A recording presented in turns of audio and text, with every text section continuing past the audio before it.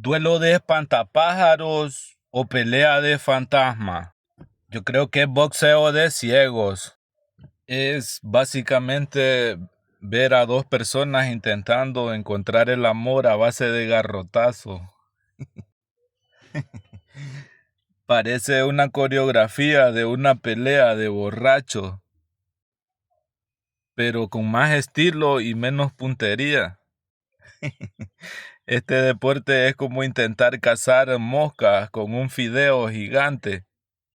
Las reglas son dar un paso a la izquierda y dar un paso a la derecha y golpear al azar.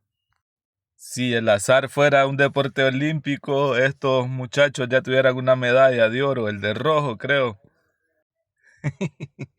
Aquí es el único deporte, yo creo, donde el árbitro se ríe más que los jugadores. ¿Qué opinan ustedes más, mi gente?